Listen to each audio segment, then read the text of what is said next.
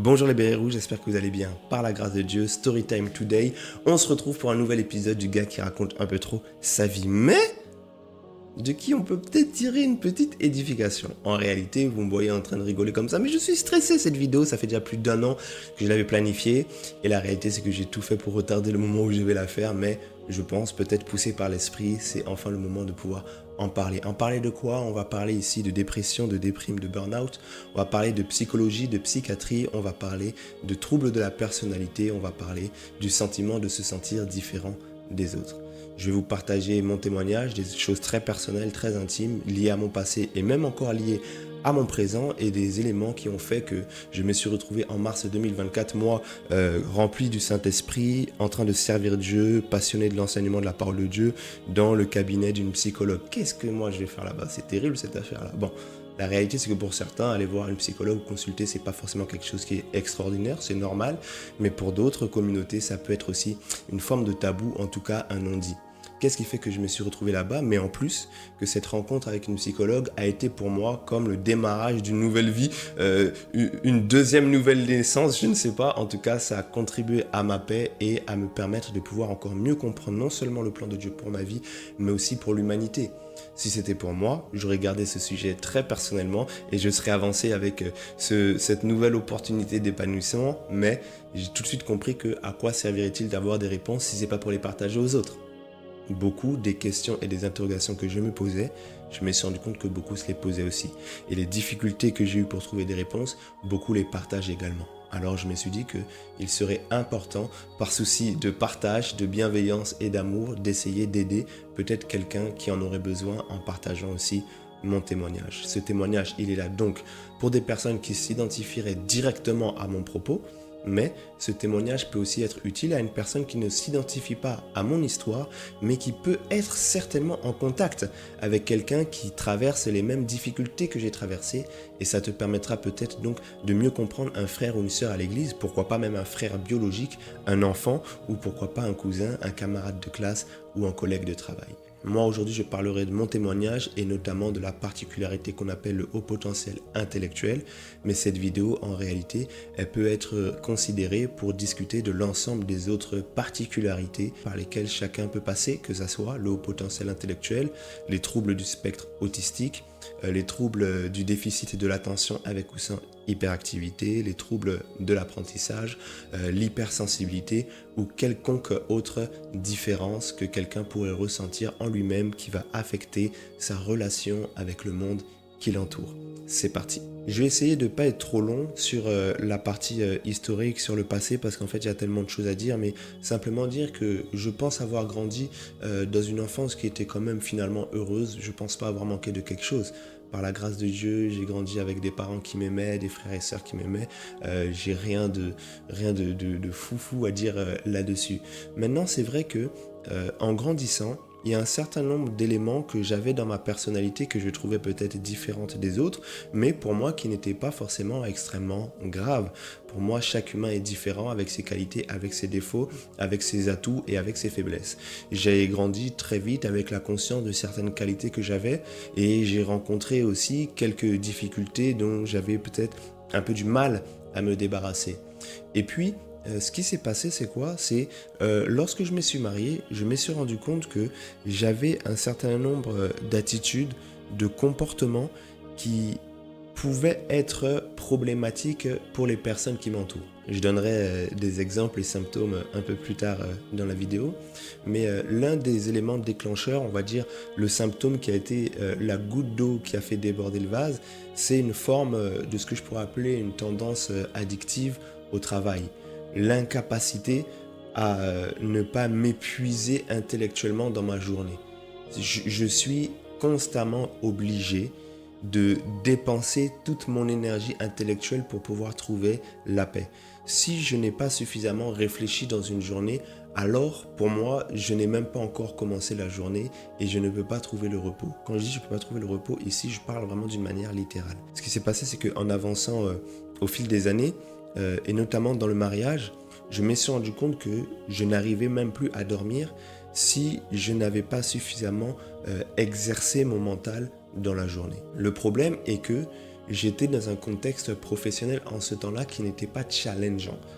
Un contexte professionnel qui n'était pas, pour moi en tout cas, suffisamment excitant, qui fait que lorsque je rentrais à la maison, je pouvais des fois travailler en soirée, rentrer à la maison à 22h, mais en rentrant à 22h, pour moi, la journée n'avait pas commencé parce que je n'avais pas réfléchi dans le sens noble du terme.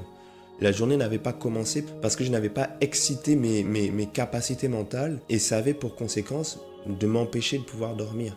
C'est-à-dire, j'étais obligé de travailler.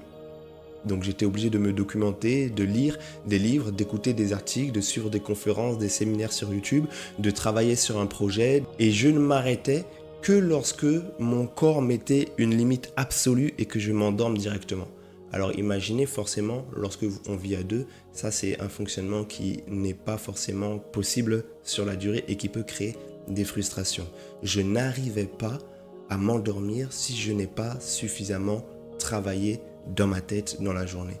Il peut être 1h du matin, 2h du matin. Si mon cerveau me dit j'ai encore de l'énergie, alors même la fatigue de mon corps, je ne vais pas la ressentir. Et ça d'ailleurs, ça crée un problème parce que je me couche sur des horaires décalés. Par contre, il faut quand même se réveiller pour aller au travail. Et ça crée un cycle de fatigue accumulée qui était nocif et qui était dangereux. Et je vivais constamment physiquement fatigué. Pourquoi ? Parce qu'il y avait un dérèglement au niveau de mon sommeil. Ça, c'était, je pense, l'élément qui a été la goutte d'eau qui a fait déborder le vase. Mais il y avait d'autres éléments aussi, pour en citer quelques-uns pour l'instant, il y avait une irritabilité importante. Je me suis rendu compte que finalement, j'étais dans un niveau de frustration dans ma vie très important qui fait que un moindre détail qui se passait différemment de ce que j'aurais projeté pouvait me mettre dans des états émotionnels qui étaient très importants. Et j'avais ce que certains aujourd'hui appellent une forme d'hypersensibilité. C'est-à-dire que j'étais très émotif et je vivais et je vis encore aujourd'hui toutes les émotions de manière décuplée. En réalité, si je suis joyeux, je suis extrêmement joyeux. Si je suis triste, je suis extrêmement triste. Et la particularité, c'est que de petits éléments extérieurs, factuellement non importants, pouvaient déclencher paradoxalement en moi une émotion qui était très forte et qui était disproportionnée. Il y avait aussi l'incapacité à pouvoir mener des projets jusqu'à leur terme. À chaque fois que j'ai commencé quelque chose, c'est miskin quand je dis ça, à chaque fois que je commence quelque chose dans ma vie, j'ai du mal à aller au bout. Que ce soit une formation scolaire, universitaire, que ce soit un projet, que ce soit une ambition, j'ai du mal à aller au bout des choses. À chaque fois, il y a quelque chose qui fait que je vais perdre la motivation. Je vais perdre le zèle, je vais perdre le sens. Je peux être aussi vrai, extrêmement curieux et extrêmement prompt à me lancer dans des nouvelles choses, mais je peux être aussi très prompt à me lasser et à me fatiguer. Et ça, en fait, c'est quelque chose qui est très problématique. Cela se révèle notamment par ma carrière professionnelle hasardeuse, qui est composée de 1 milliard d'expériences différentes. Très difficile pour moi de pouvoir rester dans un travail, même plus d'1 an. 1 an, pour moi, dans un travail, c'est énorme. Quand je dis c'est énorme, c'est vraiment énorme. Si je reste 1 an dans un travail, les derniers mois, tu vas me trouver allongé au sol en train de déprimer parce que pour moi, les choses n'ont plus de sens. Pour moi, c'est grave parce qu'au bout d'1 an, j'ai déjà fait le tour. Et puis, en réalité, beaucoup de difficultés de compréhension avec les autres sur le sujet en fait du dialogue. Une difficulté à dialoguer sereinement et de manière paisible. Pourquoi ? Parce que lorsque je parle avec quelqu'un, moi, je vais comprendre les choses différemment que ce que la personne a voulu dire. Et je me rends compte aussi que très souvent, lorsque je veux exprimer quelque chose, je blesse les gens sans le faire exprès. Et je ne me fais pas comprendre comme je le voulais. Tout ça, ce sont des éléments, en fait, qui ont moi, pas forcément trop attiré mon attention. Pour moi, j'étais simplement différent, comme chacun est différent, mais qui commençait à peser de plus en plus dans mon environnement. Et puis, l'élément déclencheur, c'est un jour, un soir, ma femme qui m'observe dans cette période de déprime et qui durait déjà depuis plusieurs mois en réalité, et qui me dit « Mais Samuel, tu sais peut-être que tu es HPI ». Je dis « C'est quoi ça ? Haut potentiel intellectuel ». Et elle commence à me partager une vidéo qu'elle avait suivie d'une personne qui racontait son histoire et qui était effectivement diagnostiquée HPI. Moi, j'avais déjà entendu parler de ce terme de manière vague, sans beaucoup de détails. Et je me suis dit, je vais me renseigner. Et en fait, ce soir, c'est le soir, j'ai envie de dire, qui a changé ma life. En réalité, il y a le soir où j'ai accepté Christ, il y a le jour où je me suis marié, et puis il y a ce jour où ma femme m'a parlé de ce sujet-là. Ce soir-là, j'ai passé une nuit entière à lire des articles sur le sujet, une nuit entière à regarder des vidéos sur le sujet et j'ai été rempli d'une émotion. La réalité, c'est que, comme disait quelqu'un, je pleurais à l'intérieur. Et j'avais pas bu suffisamment d'eau pour que les larmes puissent se manifester d'un point de vue extérieur, mais à l'intérieur de moi, je pleurais parce que j'étais dans une émotion très forte. Tout ce que je lisais, c'était moi. Je voyais des personnes et des articles mettre les mots sur des choses que je ne savais pas exprimer ou expliquer rationnellement. Et je voyais d'ailleurs qu'il y avait une cause particulière. Alors pourquoi ça m'a touché autant ? Certes parce que je n'arrivais jamais à mettre les mots sur ce que je ressentais et ce que je vivais, mais surtout, je n'avais jamais entendu d'autres personnes mettre les mots. J'étais dans une période où j'avais bien flairé qu'il y a un sujet. Quel sujet, je ne sais pas. Il y a un problème. Quel problème, je ne sais pas. Il y a un mot qui doit être fait, il y a un diagnostic qui doit être fait, lequel je ne sais pas. Moi, je suis chrétien depuis toujours, et notamment dans le milieu évangélique. Et c'est vrai que dans le milieu évangélique, on a, et puis c'est le propre peut-être de la spiritualité, on a le propre de pouvoir attirer les hommes sur la dimension spirituelle de leur être. Et puis c'est le rôle de l'Église. On vit avec un corps et possédant une âme. L'Église vient pour nous rappeler qu'il y a un monde invisible et spirituel et qu'il y a le monde de l'esprit. Ça, c'est normal, c'est bon. Et j'étais mal à l'aise avec le fait que, selon moi, dans le milieu évangélique, beaucoup des solutions aux problèmes qu'on ne savait pas nommer étaient projetées dans la dimension spirituelle. Il y a tel problème qu'on ne sait pas nommer, ouais, c'est spirituel. Il y a tel problème, c'est spirituel, c'est spirituel. Et moi, quand je vois que je me mets parfois en colère, que j'ai du mal à avoir la maîtrise de moi, quand je vois que j'ai du mal à avancer dans des projets, me dire que j'ai un démon, ça passait pas. Ça passait pas. Me dire que les problèmes que j'ai relèvent d'oppression spirituelle, d'attaque, de liens, pour moi ça passait pas. En tout cas, je n'en étais pas convaincu. Je ne dis pas que ça n'existe pas, ça existe, mais j'étais pas convaincu que c'était mon cas à titre personnel. J'avais l'impression que oui, il y avait un problème, mais que c'était pas un problème de démon. D'ailleurs, j'avais même prié beaucoup de fois pour ces choses-là. Un exemple, je perdais toujours mes affaires. C'est peut-être un peu encore le cas. Aïe, aïe, aïe. Je perds toujours mes affaires. Il y a des personnes qui vont sur cette vidéo qui vont rigoler parce qu'ils savent que il fut un temps, à la fin des cultes, à chaque fois, il fallait 3-4 personnes pour m'aider à retrouver mes clés, à retrouver mon téléphone portable, et ça de manière constante à chaque fois à la fin des cultes. Parce que je perdais toujours mes affaires, et si ce n'était que ça, combien de fois, moi je suis connu à ma banque, parce que je suis monsieur perte de carte bleue, est-ce qu'on peut faire opposition s'il vous plaît, commander une nouvelle ? Je perds toujours mes affaires. Bon, je ne vais pas vous raconter le nombre de fois où je rentrais de l'école sans mon sac. Je rentrais de l'école sans mon sac, je rentrais de l'école sans mes manteaux, ma famille essaie. Je ne vais même pas vous raconter les phénomènes qui ont fait que j'ai pu me retrouver un jour à l'école sans chaussures, j'avais oublié mes chaussures. Je vous garde cette histoire. Comment le gars il peut aller à l'école, il a oublié ses chaussures? Bref, ça restera un mystère. Je veux la suite pour le prochain épisode. Bref, je ne peux pas mettre ça sur le dos des démons. C'est pas possible. C'est pas possible. Et j'ai pas d'autres solutions qui me sont données dans le milieu évangélique. Là, quand je regarde ces vidéos, quand je fais cette soirée d'approfondissement et de compréhension du sujet, je dis c'est moi. Et puis, il est présenté un certain nombre de tests qu'on pouvait faire en ligne. Des tests, êtes-vous au potentiel? Alors, petit disclaimer, il y a beaucoup, je pense, de fausses choses dans ce sujet. Il y a toute une fibre business qui est en train de se développer sur le haut potentiel, sur les tests, sur les livres. Il y a un phénomène psychologique qui s'appelle l'effet Barnum, je crois. Il y a aussi les biais de confirmation. Il y a beaucoup de choses qui font que certaines personnes pourraient s'approprier des diagnostics qui ne sont pas vrais. Il y a beaucoup de pseudo-spécialistes qui vont théoriser un certain nombre de choses qui ne sont pas vraies. Il y a des effets de mode qui vont chercher à mettre des mots. Donc moi, je ne parle pas de ça. Je ne parle pas de ça. Moi, je parle d'abord d'une démarche dans laquelle la première chose que je vois, c'est qu'il y a des tests qui existent en ligne. Bon, je l'ai fait. Et puis, ce soir-là, j'ai fait 10 tests en ligne et les 10 vont tous dans le même sens et disent il y a une certitude sur un profil HPI.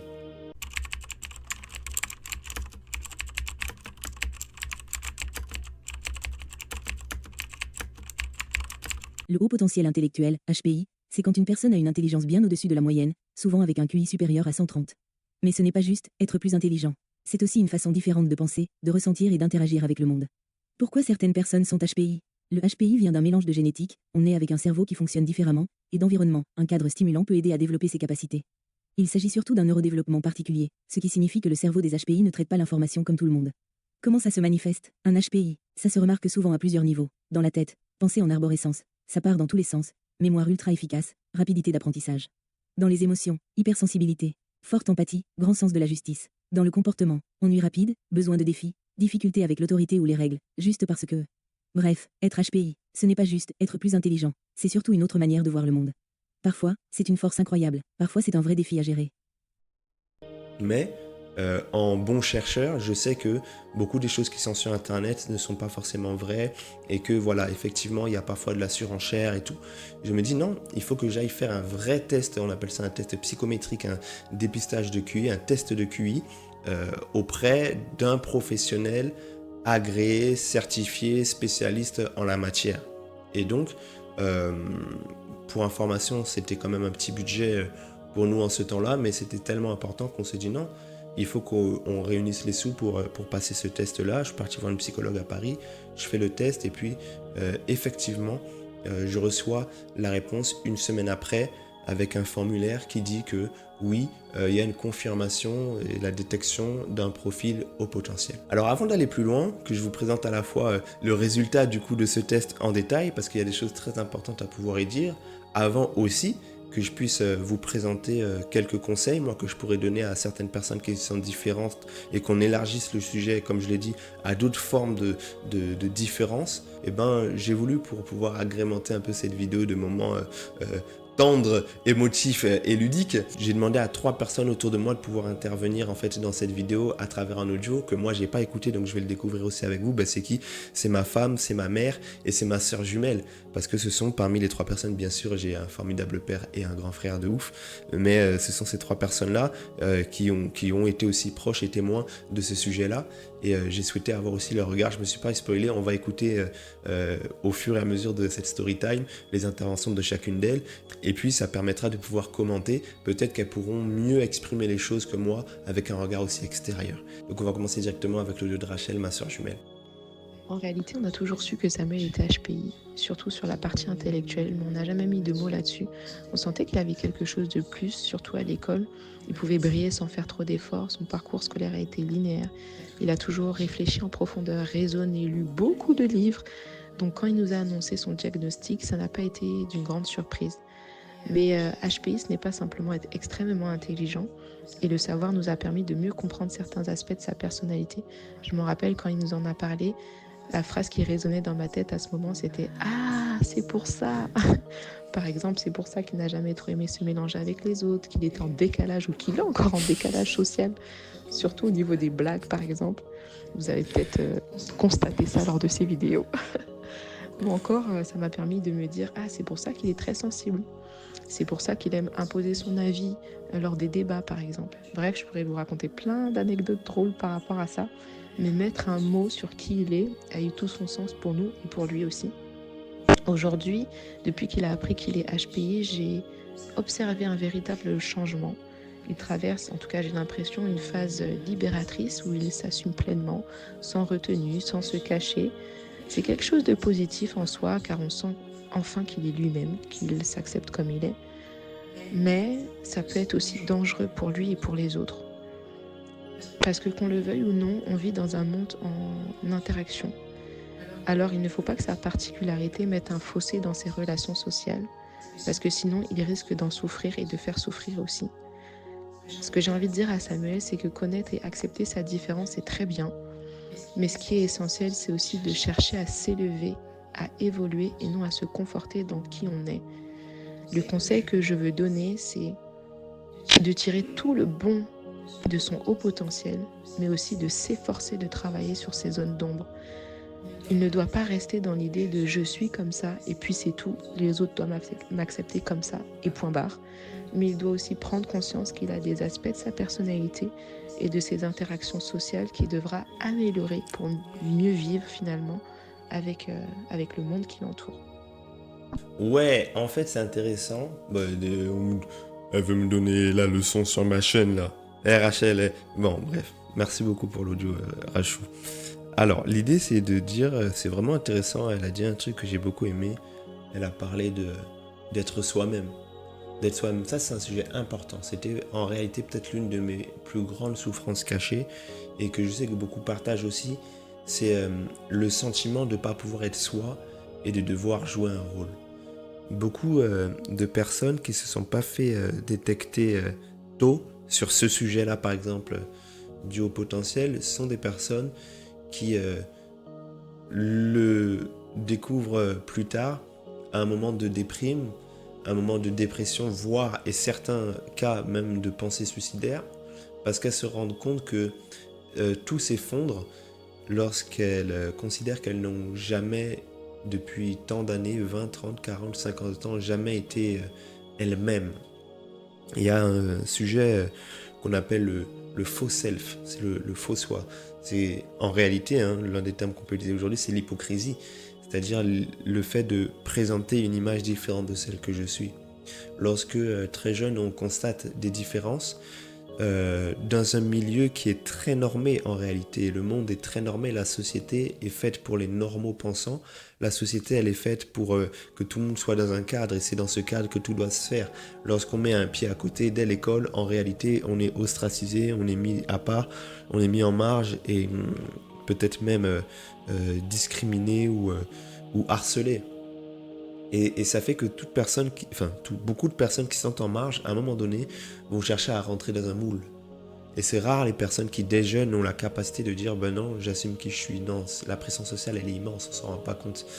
Et du coup, ça fait qu'on se crée une autre personnalité qui convient davantage au monde, qui convient davantage aux autres, qui plaît, qui est plus conforme à ce que les autres attendent de nous. Et au final, on n'est plus soi-même. Et on enfouit le soi-même loin, loin, loin, jusqu'à parfois ne plus s'en rendre compte que ce que je présente en société, c'est pas vraiment moi. Et c'est vrai que pour moi, lorsque j'ai fait ce test et qu'il y a eu ce résultat, je me suis dit, donc je suis pas fou, je suis pas bizarre, ça s'explique, et ça m'a donné envie d'assumer d'être moi-même. D'assumer d'être moi-même. Et vous savez, c'est des détails. Par exemple, pour moi, ça se passe sur, par exemple, la manière dont je m'exprime. Aujourd'hui, j'ai créé ma chaîne, je reviendrai dessus pourquoi j'ai créé cette chaîne YouTube. Je vais vous donner la vraie raison tout à l'heure. J'ai jamais donné la vraie raison pourquoi j'ai créé cette chaîne. J'ai présenté que les raisons secondaires. Moi, si je m'exprime naturellement, je vais parler avec un langage soutenu. Je vais parler même avec des expressions de, comme dirait mon pasteur, 1900 Abraham. Si je m'exprime comme ça sort de moi, je vais utiliser des mots que je sais que la majorité ne vont pas comprendre. Alors, pour ne pas paraître hautain ou pédant ou pour ne pas paraître orgueilleux, je vais diminuer mon vocabulaire, je vais diminuer ma syntaxe pour pouvoir être accepté et pour ne pas être interprété autrement. Mais c'est pas moi. Vous voyez, c'est pas moi. Et il y a un truc qui est très drôle, c'est que quand j'avais fait ce test et que je me suis dit à partir de maintenant c'est bon, je suis moi-même, je m'en moque, vous m'acceptez comme je suis ou vous m'acceptez pas, et ben juste après j'avais prêché quelques fois à l'église et en vrai, j'avoue que j'avais abusé parce que je me disais, je suis moi, j'avais employé tous les mots compliqués du monde, mais qui pour moi, c'était les mots que j'aimais bien. Et on m'a fait envoyer des messages. Samuel, t'as pété un câble ou quoi? Comment tu prêches, tu dis des choses, on comprend rien. Bref, c'était assez amusant.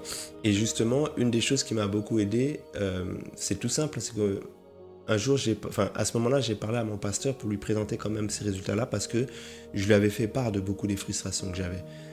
Faut savoir que l'un des caractéristiques aussi des personnes qui ont ce type de profil, il y a aussi parfois ce que le monde pourrait appeler une insoumission, une rébellion, mais en réalité c'est le fait de confronter en fait l'autorité, de remettre en cause les règles établies.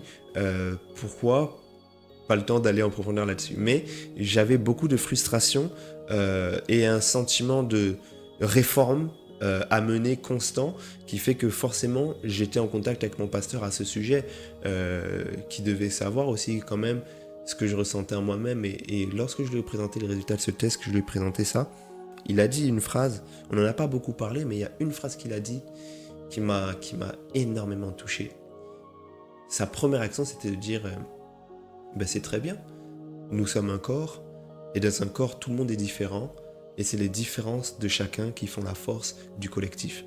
Cette phrase, elle m'a énormément, énormément touché. Et je le remercie d'ailleurs pour sa sagesse et son inspiration parce que cette particularité, ces particularités m'ont toujours fait me mettre en marge, me sentir différent, en décalage, m'isoler intérieurement, même si socialement je suis avec tout le monde. Et lui, sa première réaction, c'était de me faire comprendre que j'ai ma place dans le groupe. Ça m'a beaucoup aidé et ça m'a beaucoup édifié. Mais, comme le dit aussi l'audio de Rachel, c'est qu'à un moment donné, il ne faut pas non plus tomber dans le piège. Parce qu'il y a aussi les valeurs chrétiennes. Et là, voilà, je commence à entrer un peu dans l'exhortation. Il ne faut jamais oublier que j'ai ma particularité, tout ce qu'on veut, d'accord, mais il y a aussi les valeurs chrétiennes. Et les valeurs chrétiennes, l'évangile doit supplanter l'ensemble des considérations personnelles. Ce n'est pas parce que je suis comme je suis que je ne dois pas respecter la Bible, pour faire très simple.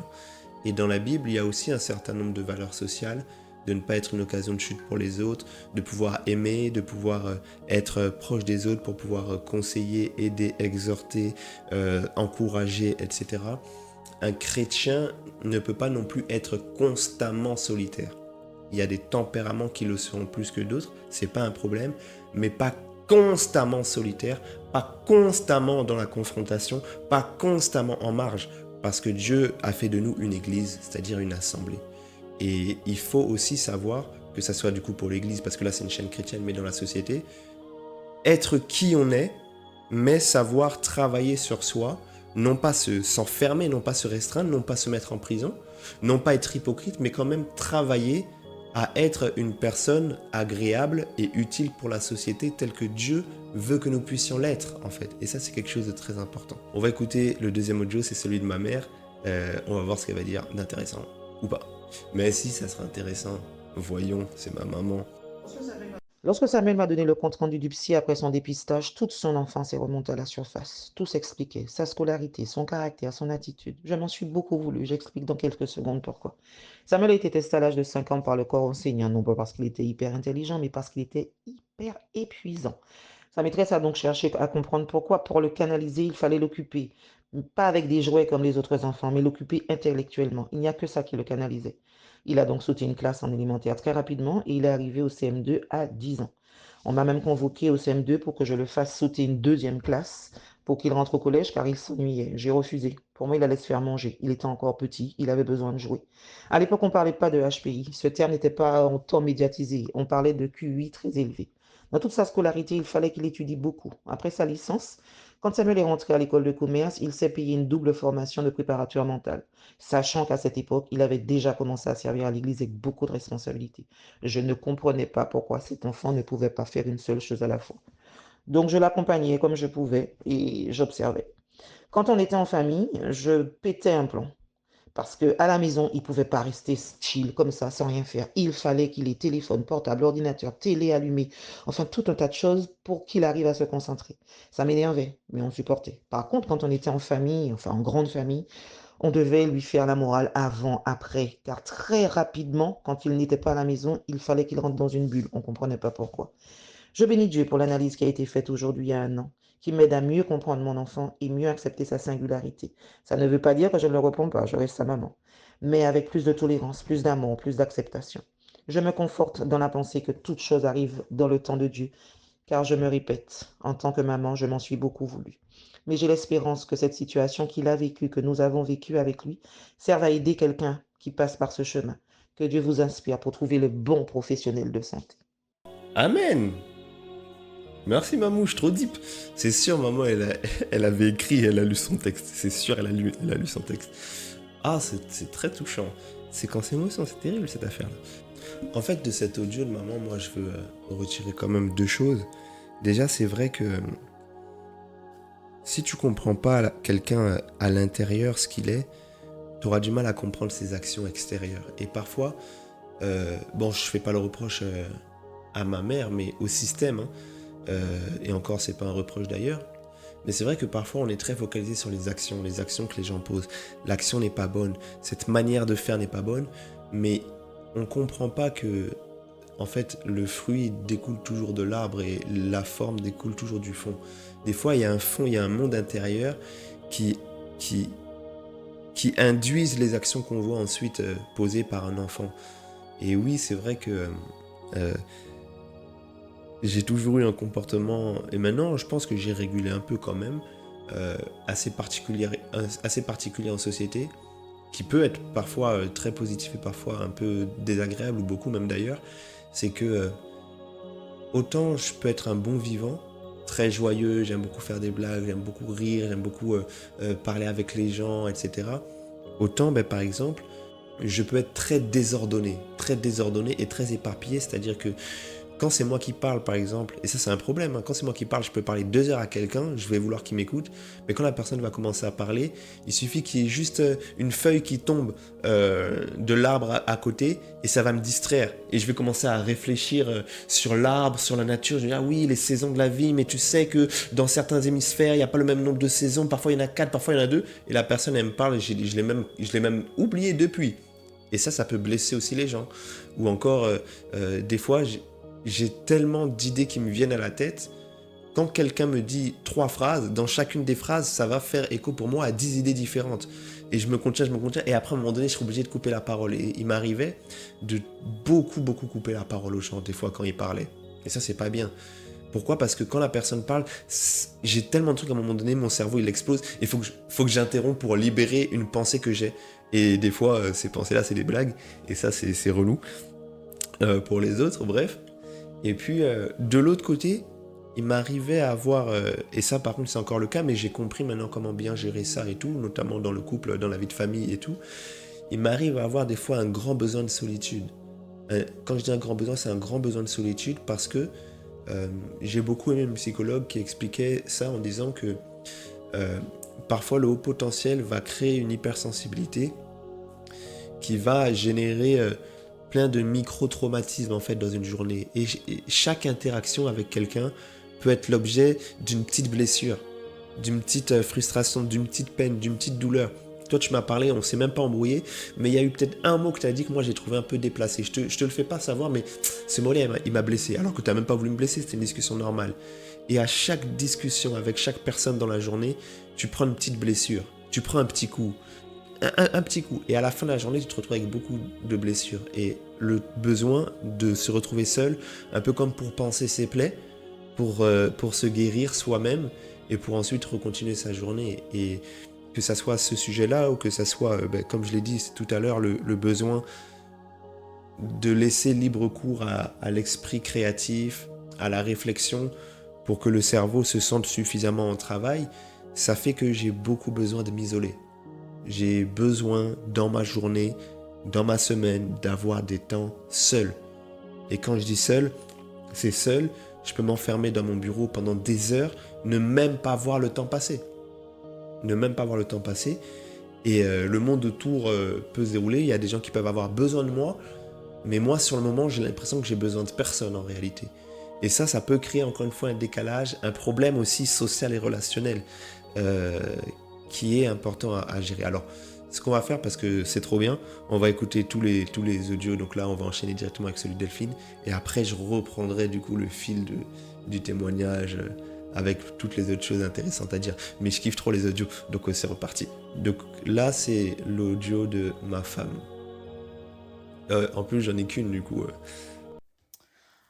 Alors moi, la découverte du profil de Samuel, en soi, je l'ai toujours su, parce que voilà, c'est sa personne, il est comme ça.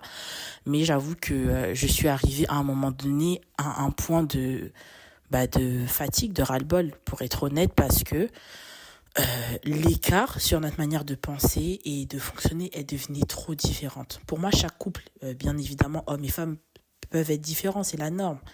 C'est le principe de l'homme et la femme, ils sont différents. Mais là, c'était au-delà, en fait, de ce que je pensais et même au-delà de ce que j'avais vu au début de Samuel. Parce qu'il faut dire que plus on avance ensemble et plus il s'est affirmé dans ces choses-là.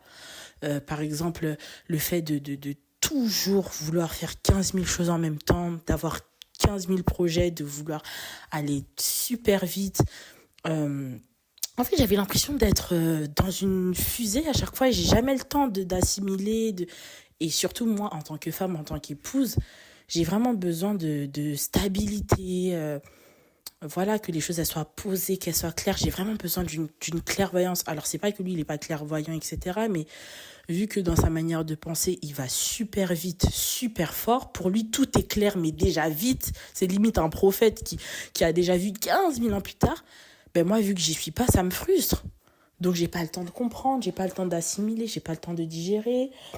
Euh, de voir une personne en fait qui s'arrête jamais de travailler, bah c'est frustrant.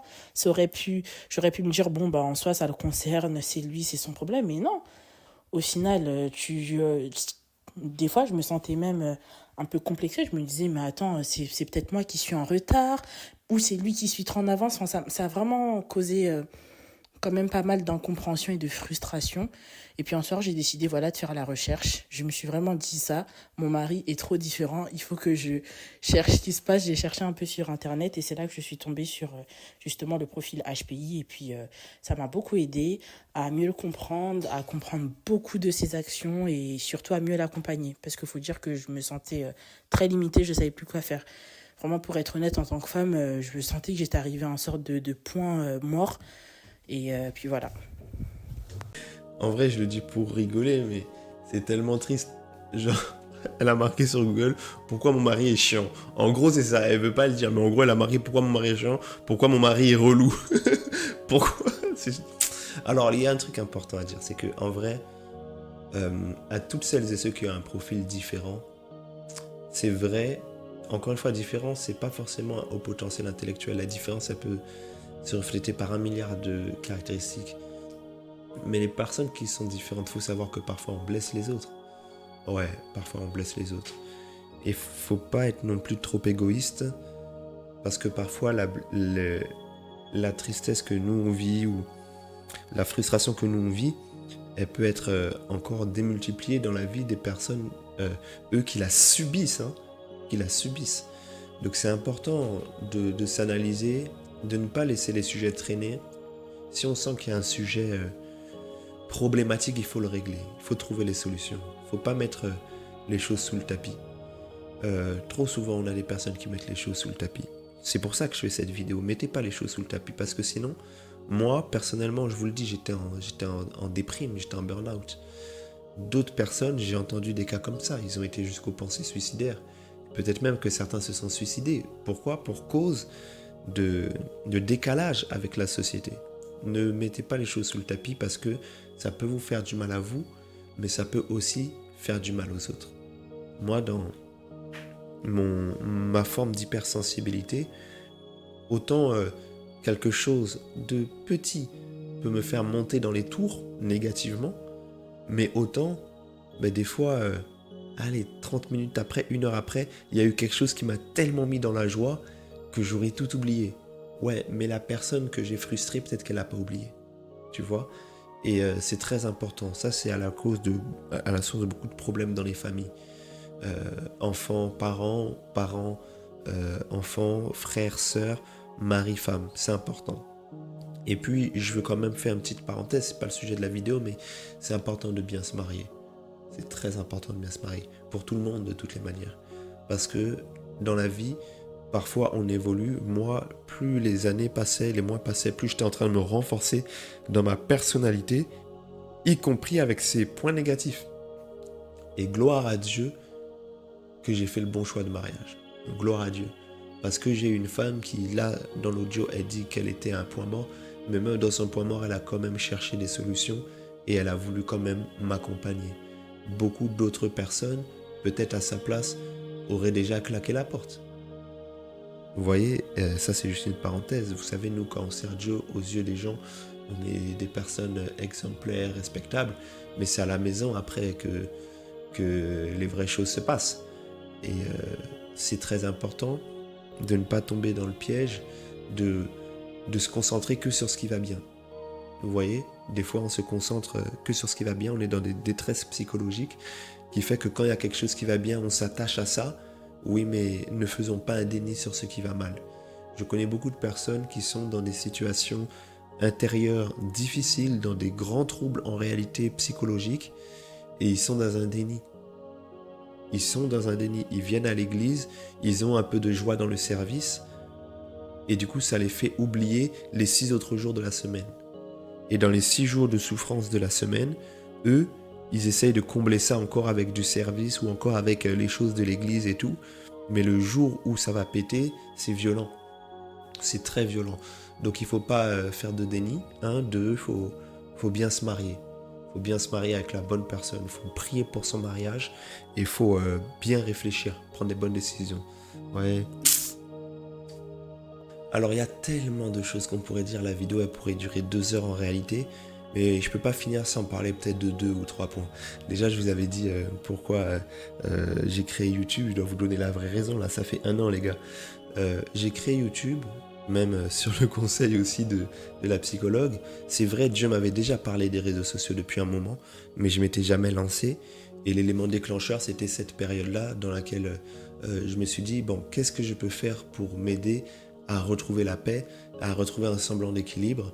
Et puis, il était finalement logique de me dire que j'ai besoin de me créer une plateforme à moi, une plateforme d'expression à moi dans laquelle je pourrais déverser mon trop-plein d'énergie, déverser mon trop-plein d'idées, ma créativité, ma soif pour l'excellence que peut-être je ne peux pas avoir ailleurs parce que je ne suis pas le seul acteur. Et ben créer un endroit dans lequel je suis maître de tout.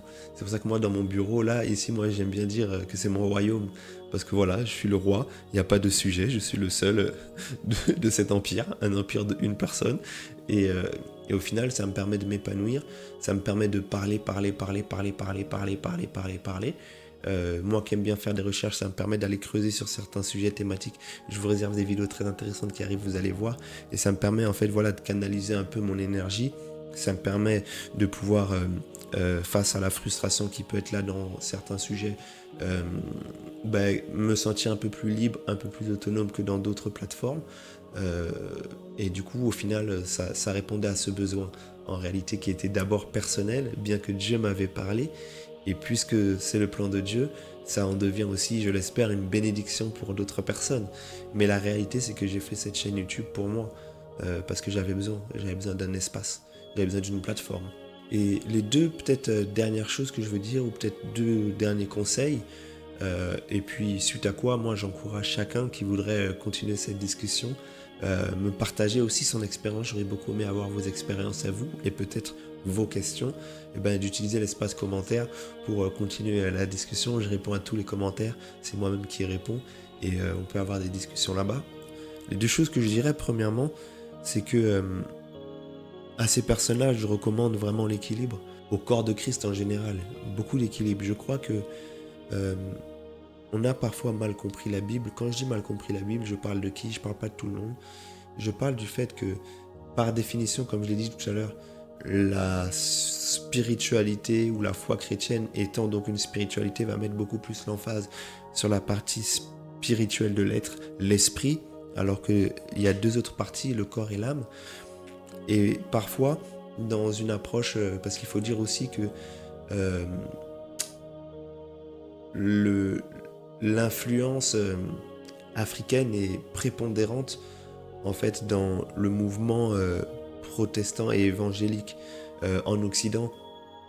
Et c'est des cultures dans lesquelles on n'a pas forcément le même regard sur l'âme.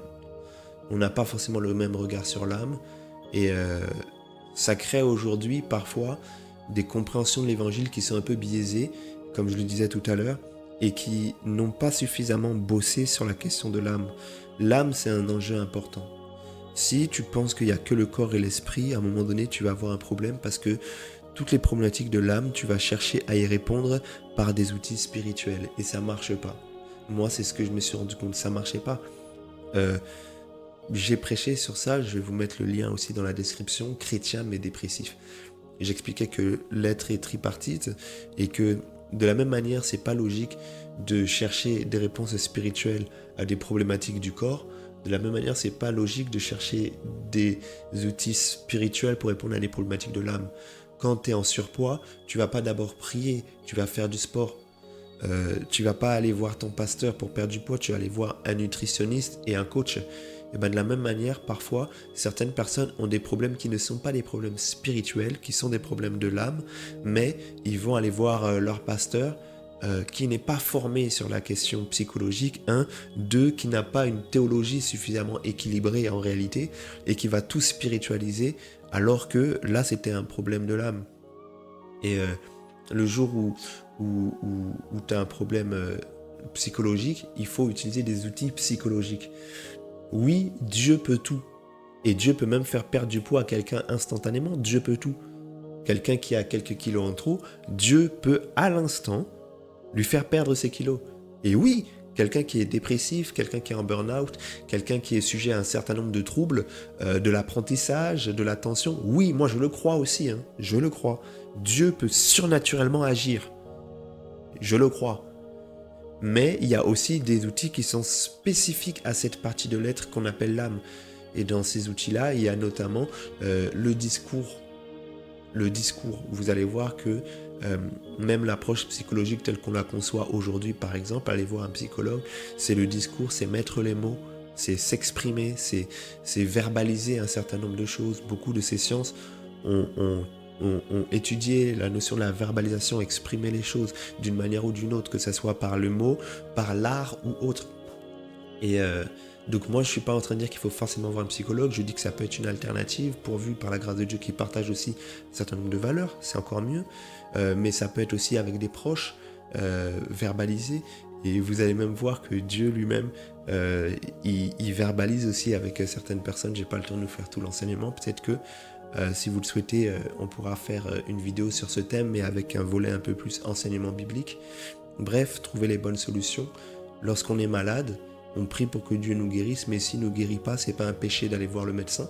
Alors de la même manière, quand on se sent en difficulté dans son âme, bien sûr on prie, c'est même d'ailleurs la première des choses à faire, mais si on estime que la prière n'a pas porté tout le résultat, on peut aussi trouver d'autres solutions qui sont même bibliques. Il y a beaucoup de choses qui sont bibliques qu'on retrouve en réalité dans les sciences de la psychologie. Beaucoup de choses qui sont bibliques qu'on retrouve là-bas. Des principes que Dieu a établis pour régir le monde spirituel et le monde aussi naturel. Et le deuxième point que je veux aussi donner, c'est qu'il est très important de comprendre la volonté de Dieu pour sa vie.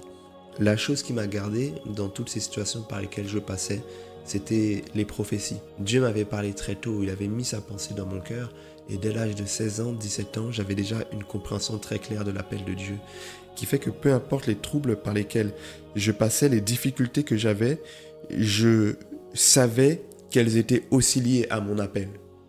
Alors je ne dis pas que tous les problèmes qu'on aura sont liés à son appel, non. Je crois qu'il y a aussi des pathologies, mais moi ce que j'ai remarqué, c'est qu'il y a parfois des choses qu'on appelle pathologies, problèmes, qui ne sont pas des problèmes, mais qui sont en fait des caractéristiques particulières de son profil en vue d'atteindre sa destinée. Ça c'est très important. Par exemple, je donne un exemple. Il y a des personnes qu'on va dire hypersensibles, on va considérer ça comme un problème, mais certaines personnes, à cause de leur appel, doivent développer une forme d'empathie, une forme de sensibilité très importante pour pouvoir être efficaces dans des relations d'aide et dans un rapport aux autres, une transmission de certaines valeurs bienveillantes de Dieu. Et il y a certaines personnes qui ne peuvent pas accomplir leur appel s'ils n'ont pas la sensibilité pour les autres.